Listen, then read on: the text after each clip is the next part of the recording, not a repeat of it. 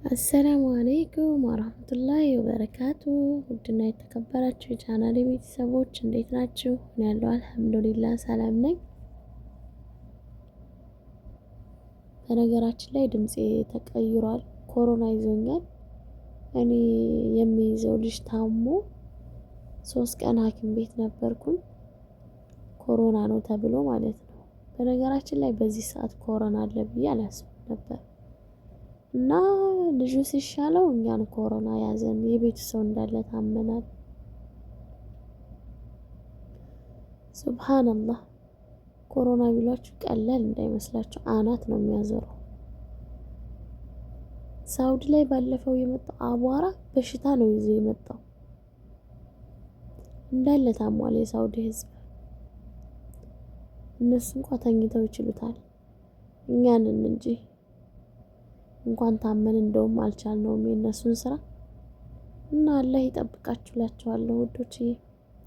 ዛሬ የመጣሁላችሁ አረብ ሀገር ሆናችሁ ከኢትዮጵያ ሰው ማምጣት ላሰባችሁ ነው። እናንተ ከኢትዮጵያ ሰው ማምጣት ያሰባችሁ ልጆች የዛሬውን ቪዲዮን እስከ መጨረሻው አዳምጡት፣ ይጠቅማቸዋል። ላይክ ሼርም አድርጉ ማለት ነው። እና ከኢትዮጵያ ማዳማችሁ ሰው ታውቃላችሁ ወይ? እህት ካላችሁ፣ ቤተሰብ ጓደኛ ካላችሁ አምጡልኝ ብትላችሁ ኧረ እኔ አላውቅም ብላችሁ ግግም በሉ። በተለይ ቤተሰብ የሆነ ሰው እንዳታመጡ።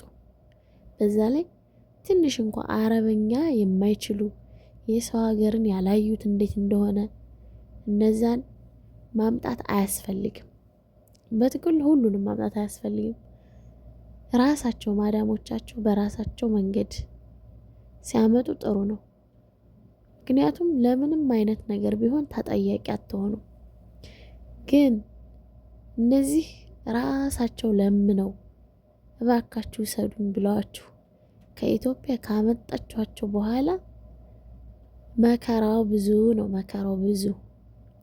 አንደኛ ነገር እነዚህ አረበኛ የማይችሉ ልጆች የሰው ሀገርን ስለማያውቁት ይሄን ስራ ስሪ ስትያት ኧረ እኔ ይሄንን አልሰራም፣ ኧረ እኔ እነሱን ቆሻሻ አልለቅምም፣ እኔ ምላሻይ ብዬ አያውቁትማ።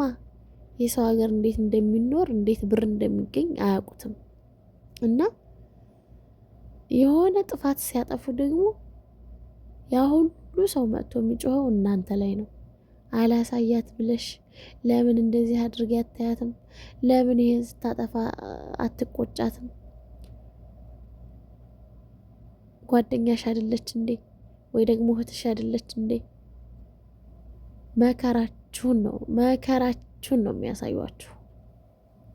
በቃ በጥቅሉ ሰላም ከምትኖሩበት ህይወት ሰው አምጥታችሁ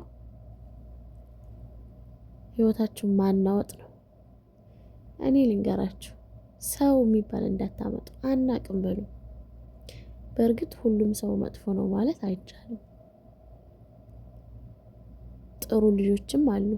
ግን እንደኔ በጥቅሉ አያስፈልግም።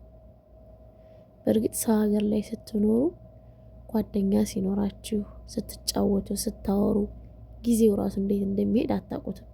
ደስ ይላል። እንደዚህ ማህበራዊ ኑሮ የሚችል ሰው ጋር መኖር ደስ ይላል። ግን እንደዚህ ማህበራዊ ኑሮ መኖር የማይችል ሰው የሆነ ነገር ሲባል ዝም ብሎ እፉ እያለ ህይወታችሁን ነው የምታበላሹት። ረመጥ ውስጥ ነው የምትገቡት። በቃ ሰላም ከምትሰሩበት ስራችሁ በራሳችሁ ሰዓት ስራችሁን ማበላሸት፣ ሰላማችሁን ማጣት ነው። ሰው ጠቅም ብላችሁ ትጎዳላችሁ። እኔ ልንገራችሁ እንዳታመጡ። ሰዎቹ እሷ አረበኛ ስለማትችል ለምን ይሄን ስራ አታያትም? ይሄ ሲጠፋ ለምን ዝም ትያታለሽ? ለምን አትቆጫትም ሲሏችሁ እናንተ ደግሞ ሄዳችሁ እሷን ይሄን ስሪ ስትሏት በቃ እናንተ ያዘዛችኋት ነው የሚመስላት። ሰዎቹ ያዘዟት አይመስላትም። ገባችሁ? እና ደግሞ አረበኛ ስለማትችል በቃ ሌላም ወሬ ሰዎቹ መጥተው እናንተ ጋር የሚያወሩ ከሆነ ስለሷ ያወሩ ነው የሚመስላት። ከባድ ነው ውዶችዬ። እና በጥቅሉ ሰው እንዳታመጡ አታምጡ ነው የምላችሁ።